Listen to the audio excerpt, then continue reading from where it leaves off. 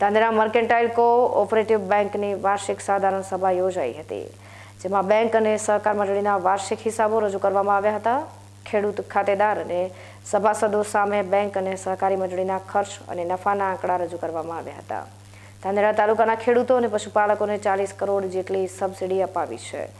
નાગરિક સહકારી મંડળીની 37મી વાર્ષિક સાધારણ સભા જ્યારે બેંકની 27મી વાર્ષિક સાધારણ સભાને લઈ સ્થાપક નાથાભાઈ પટેલે વીકે ન્યૂઝના માધ્યમ થકી વધુ જરૂરી માહિતી આપી હતી।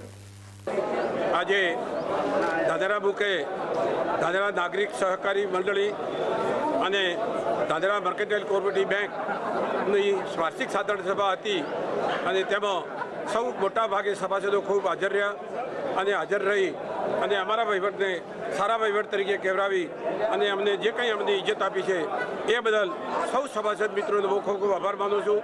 માર્કેટ યાર્ડમાં કટોકટીના વખતે 1987માં નાગરિક સહકારી મંડળીની રચના કરી હતી અને તે વેપારીઓને કેવી રીતે મદદરૂપ થવાય તે વિશે સ્ટેટ બેંક કે બીજી કોઈ બેંકો હતી નહીં અને સ્ટેટ બેંક 10 લાખથી 10,000થી વધારે કોઈ રૂપિયા નહોતા આપતા। એવા ટાઈમે આ નાગરિક મંડળી ખેડૂતોને ધિરાણ આપી અને બજારના વેપારીઓને મદદ કરવા માટે પ્રયત્ન કર્યો। એમાંથી પણ સંઘર્ષ થયો અને સંઘર્ષના ભાગરૂપે ફરીથી અમારા ભાગમાં મર્કેન્ટાઇલ કોઓપરેટિવ બેંક ઊભી કરવાની અમારા વચ્ચે ચર્ચા થઈ અને એ પણ 1997માં મર્કેન્ટાઇલ કોઓપરેટિવ બેંકની રચના કરી અને મંજૂરી લાવી અને બજાર વચ્ચે મર્કેન્ટાઇલ કોઓપરેટિવ બેંકની મૂકી। આજે મર્કેન્ટાઇલ બેંક ખૂબ પ્રગતિના પંથે છે। દાદરા તાલુકાના કોઈ પણ કોઓપરેટિવ સેક્ટર હશે તેમાં પ્રથમ રોલમાં જે કંઈ માતબર નફો કરી અને જે કંઈ ઇજ્જત હશે એ નાગરિક મર્કેન્ટાઇલ કોઓપરેટિવ બેંકની ઇજ્જત છે।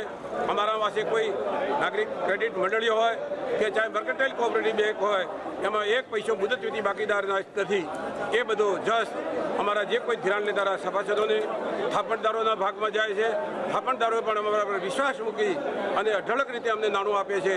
એ બદલ થાપણદારોનો પણ અમે ખૂબ ખૂબ આભારી છીએ કે જેથી કરીને અમને કુદરત શક્તિ આપે કે જે કંઈ થાપણદારોનો અમે વિશ્વાસ છે એ અમારો અતૂટ જળવાઈ રહે એવી કુદરત અમને શક્તિ આપે।